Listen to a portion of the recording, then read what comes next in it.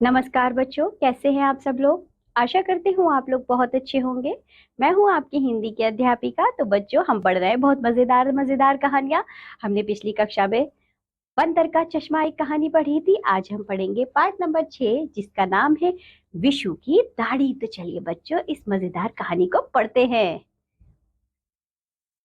विशु रोज पापा को दाढ़ी बनाते देखता। पापा अपने गालों पर क्रीम वाली साबुन लगाते, ब्रश को पानी में डुबोकर अपने गालों पर गोल गोल घुमाते रहते। मिनटों में ही पापा का चेहरा झाग से भर जाता। सफेद सफेद घना झाग। विशु हैरानी से देखता। उसे क्रीम से झाग बनते देखना बहुत अच्छा लगता था। जब पापा दाढ़ी बना लेते तो उनके गाल एकदम चिकने हो जाते। बाद में जब पापा लोशन लगाते तो पूरा कमरा ही महक उठता। उसका मन भी दाढ़ी बनाने को करता। एक दिन विशु ने चुपके से अपनी दाढ़ी बनाने की कोशिश की। उससे वैसा घना झाग नहीं बन पाया। विशु को मजा नहीं आया। वह अपने चेहरे पर बहुत सारा झाग चाहता था। विशु की गली में नाई की एक दुकान थी। विशु के पापा उसे बाल कटाने वहीं ले जाते थे। विशु को पता था कि वहां भी लोग दाढ़ी बनवाते थे। विशु नाई की दुकान पर गया। नाई ने कुर्सी पर एक पटरा रखकर उसे ऊंचा बैठा दिया। विशु ने कहा, अंकल मुझे बाल नहीं कटवाने, मेरी दाढ़ी बना दो। नाई जोर से हंसा और समझाया, बच्चों की दाढ़ी नहीं बनती। लेकिन जब विशु नहीं माना तो नाई ने उसके गालों पर क्रीम लगाकर उसे बैठा दिया। नाई दूसरे आदमी के बाल काटने लगा। विशु को बैठे बैठे बहुत देर हो गई। चेहरे पर क्रीम लगी होने से वह परेशान हो रहा था। उसने नाई से कहा, अंकल जल्दी करो, मैं बहुत देर से क्रीम लगाए बैठा हूँ। उसकी बात सुनकर नाई हंस पड़ा। उसने कहा, मैं तुम्हारी दाढ़ी आने का इंतजार कर रहा हूँ। तो बच्चों, छोटे बच्चे की तो दाढ़ी नहीं होती तो वह दाढ़ी क्या बनाएगा। चलिए आगे बढ़ते हैं। इस पाठ से संबंधित करेंगे अब हम अभ्यास कार्य। पहला देखिए, निम्नलिखित प्रश्नों के उत्तर दीजिए। विशु के पापा रोज क्या बनाते थे। विशु के पापा रोज दाढ़ी बनाते थे। विशु अपने चेहरे पर क्या चाहता था। विशु अपने चेहरे पर दाढ़ी चाहता था।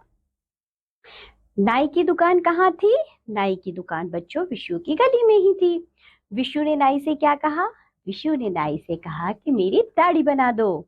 नाई ने विशु को क्या समझाया। नाई ने विशु को समझाया कि छोटे बच्चों की दाढ़ी नहीं होती है, उनकी दाढ़ी नहीं बनती। चलिए आगे बढ़ते हैं। सही उत्तर पर सही का चिन्ह लगाइए। विशु की गली में किसकी दुकान थी। विशु की गली में नाई की दुकान थी। विशु के पापा जब लोशन लगाते थे तब क्या महक उठता था। कमरा। मिनटों में ही किसका चेहरा झाग से भर जाता था। विशु के पापा का। विशु नाई की दुकान पर क्यों गया था।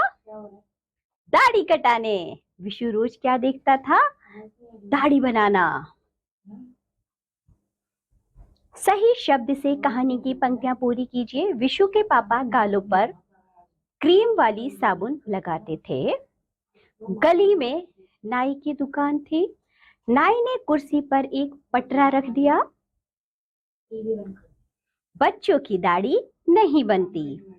दीर्घ उत्तरीय प्रश्न, विशु की दाढ़ी कहानी का सारांश क्या है। तो बच्चों ये आप खुद से करेंगे। दीर्घ उत्तरीय प्रश्न इन्हें बच्चों आप खुद से करेंगे। सारांश क्या होता है मैंने आपको पिछली कक्षा में भी बताया था।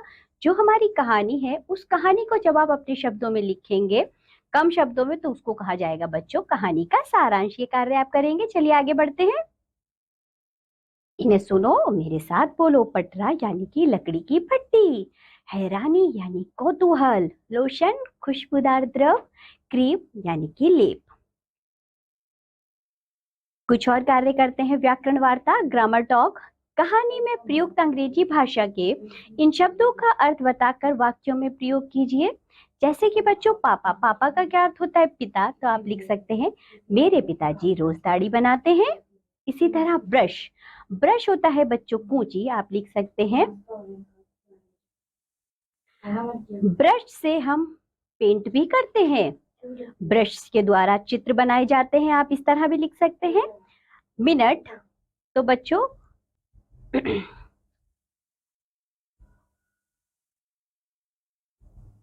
छोड़ो, आगे क्या आप खुद से करेंगे? चलिए आगे बढ़ते हैं। दिए गए शब्दों के लिंग बदलिए। तो आप लिख देंगे पिता का माता, कवि का कवित्री, युवक का युवती, आदमी का औरत। दिए गए शब्दों को सही विलोम पर सही का निशान लगाइए। जैसे कि बच्चों अनेक, अनेक का क्या होगा? प्रत्येक या एक?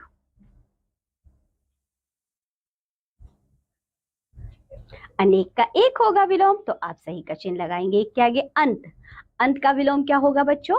आरंभ, तो आप आरंभ के आगे सही का चिन्ह लगाएंगे। प्रश्न का विलोम होगा उत्तर और सरलता का विलोम होगा बच्चों कठोरता। ठीक है, चलिए आगे बढ़ते हैं। सरलता का विलोम होगा बच्चों कठोरता। वाक्यों को ठीक करके लिखिए। एक दिन विशु ने अपनी दाढ़ी बनाने की कोशिश की चुपके से। तो बच्चों ये वाक्य तो गलत है ना। आप इस वाक्य को किस तरह लिखेंगे?